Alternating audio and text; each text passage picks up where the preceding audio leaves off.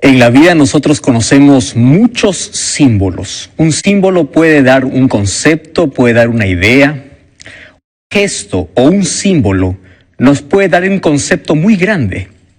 Una sola imagen nos puede alertar, nos puede decir cosas interesantes, increíbles. Una imagen nos puede emocionar. Los símbolos en la vida son usados en toda área. Cuando nosotros vamos a la palabra de Dios, vamos a encontrar que la Biblia está llena de símbolos. ¿Y será que Dios siempre usó imágenes, usó símbolos, no solamente para captar o llamar la atención de las personas, sino para mostrarles verdades profundas que de otra manera nosotros jamás lo entenderíamos? Es por eso que en la Biblia, cuando Dios se dirige al ser humano y quiere mostrarle una grande verdad, Él prefiere usar un símbolo o una imagen. Ahora, esta noche hablaremos qué significa la imagen o el símbolo de la cruz. Cuando Jesús estuvo aquí en la tierra, nos contó muchas parábolas. Esas parábolas traían verdades profundas, traían consejos, traían advertencias, traían juicios. Esas parábolas, tomadas de las imágenes cotidianas, imágenes reales, o simplemente nos hacía imaginar cosas para enseñarnos grandes verdades. Ahora, ¿cuál es el primer símbolo que encontramos en la palabra de Dios? Cuando nosotros vamos al libro de Génesis, encontramos que Dios crea al hombre y a la mujer, Adán y Eva. Y los creó para que ellos puedan ser felices y eternos. Solo que la felicidad y la eternidad dependían de la relación de obediencia por amor que ellos tendrían con su Creador o con su Dios. Es allí donde Dios da la primera orden y dice así: su amor, su lealtad hacia mí va a ser demostrado a través de la obediencia. De todo árbol del huerto ustedes podrán comer, con excepción de uno. Y eso, o ese árbol, está en el centro del huerto. A ese árbol no se acerquen, no lo toquen y no coman de su fruto, porque el día que ustedes comen, de cierto morirás.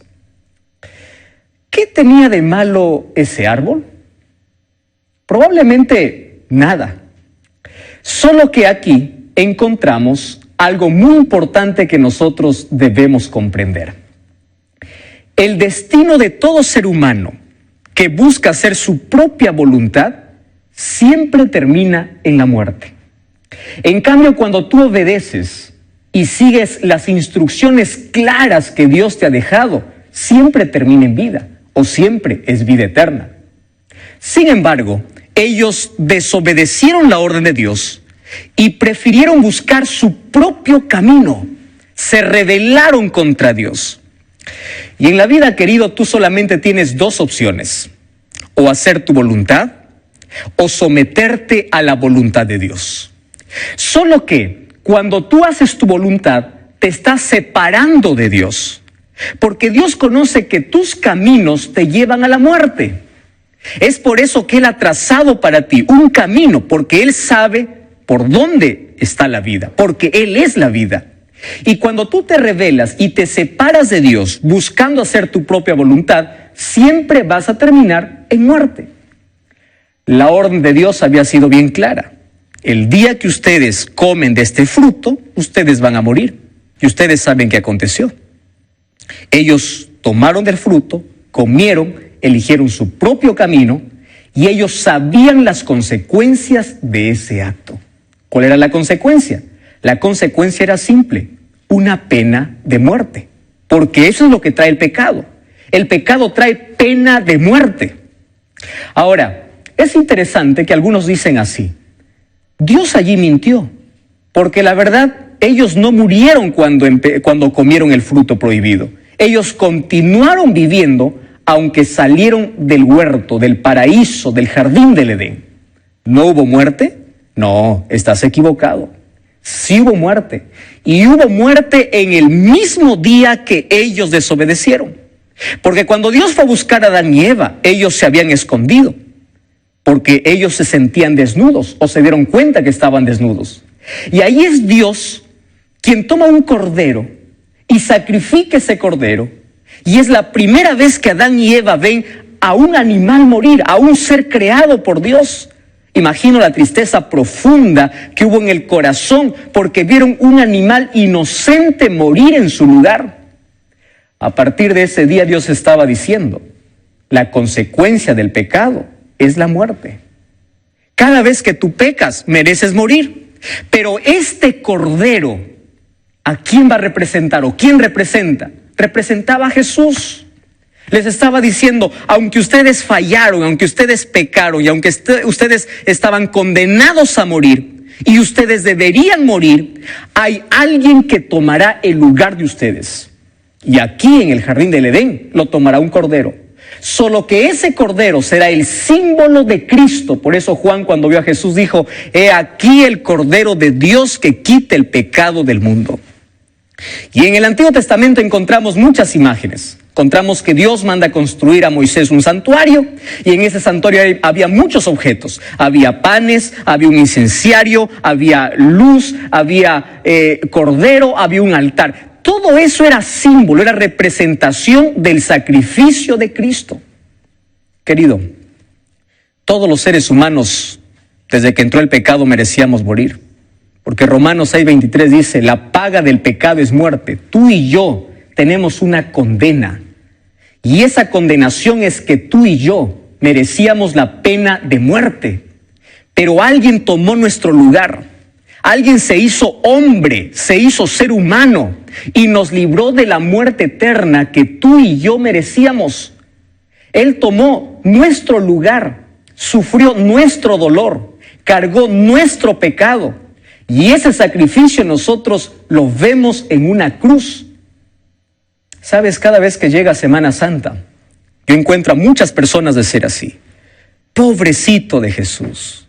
Gracias a Dios. Veo que gente cuando llega Semana Santa se priva de comer carne, no va a fiestas un par de días. La gente empieza a hacer silencio porque el Hijo de Dios está muriendo. Querido, cuánta tristeza me da, ¿sabes por qué? Porque ellos nunca van a entender qué significó el sacrificio de Jesús. Si tú todavía no has entregado tu vida a Jesús, es porque no has comprendido el precio del rescate que costó para que tú y yo ya no podamos tener esa condenación.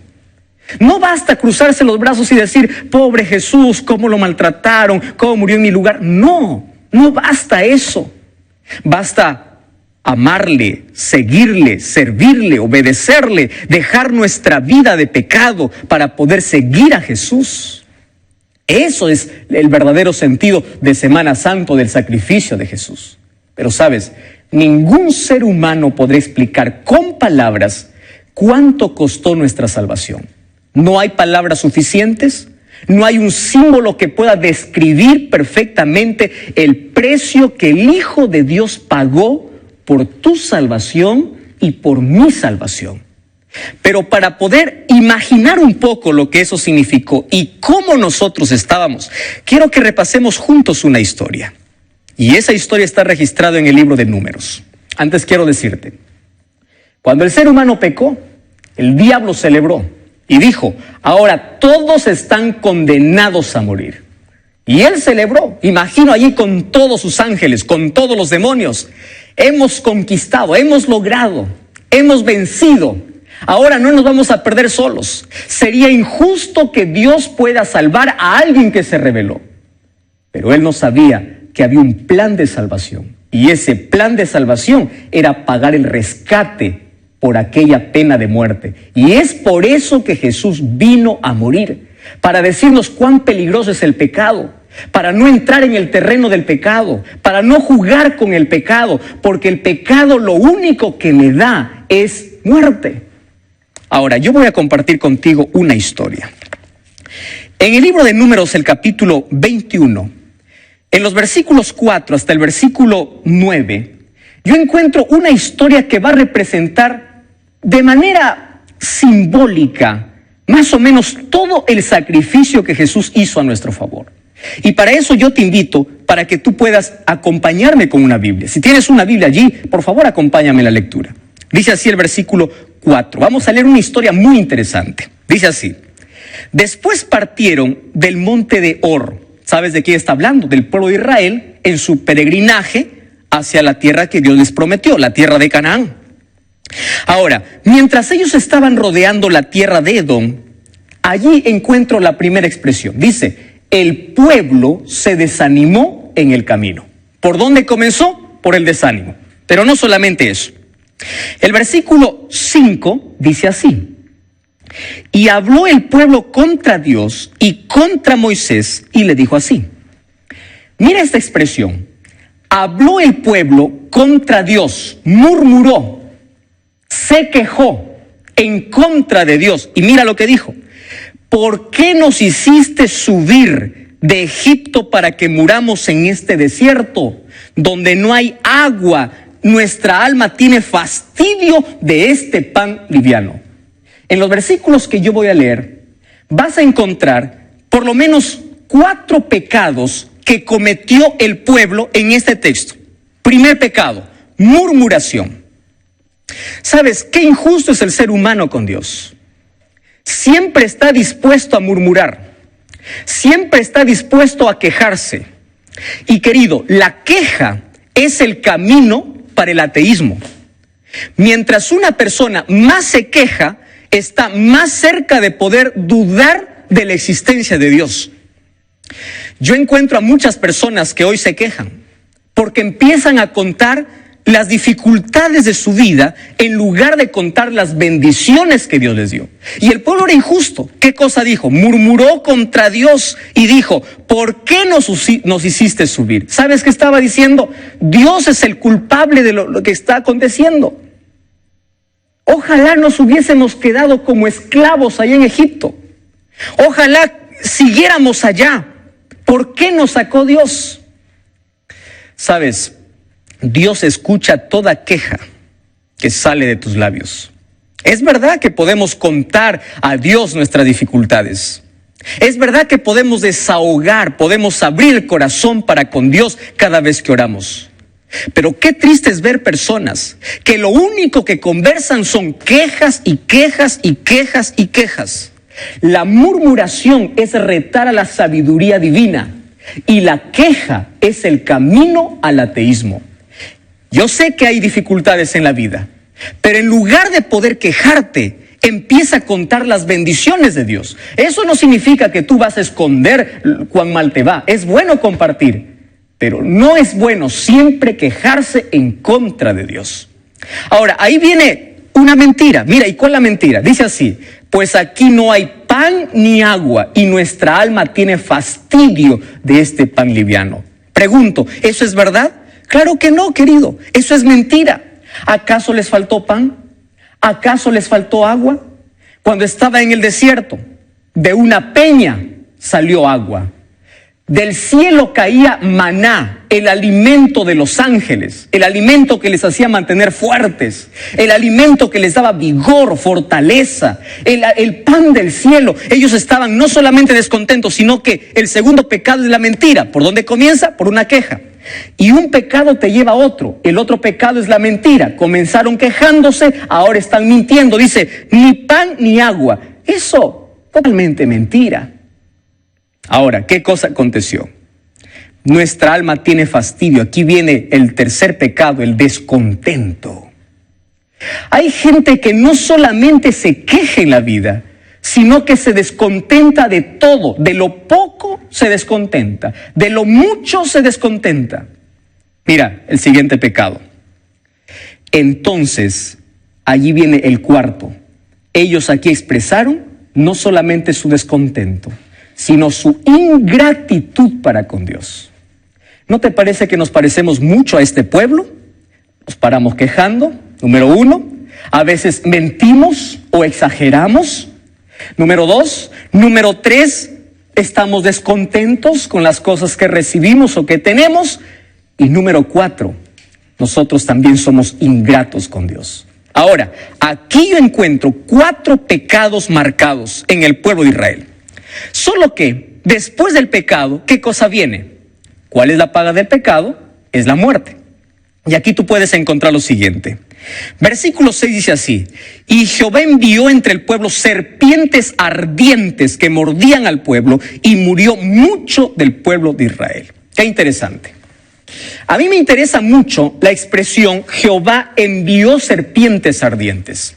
¿Significa que Dios se venga de todos aquellos que le desobedecen o es consecuencia? Mira, quiero invitarte a leer lo que dice el libro de Deuteronomio, el capítulo 8, el versículo 15.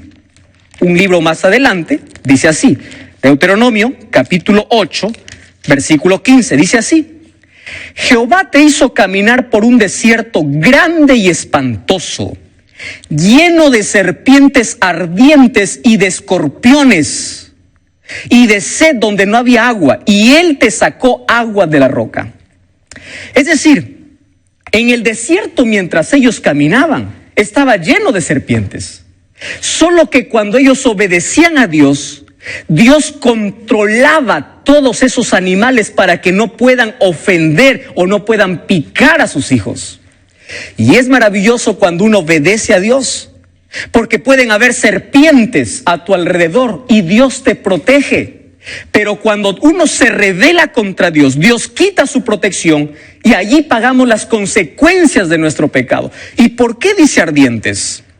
Era no solamente por el color, sino porque la picadura causaba una inflamación, una infección, una fuerte fiebre y el pueblo moría. Ahora, frente a esa consecuencia, aquí vemos el arrepentimiento. El versículo 7 dice: entonces el pueblo vino a Moisés y dijo: hemos pecado, por favor ora, ruega a Dios para que nos quite esta serpiente. Y Moisés oró.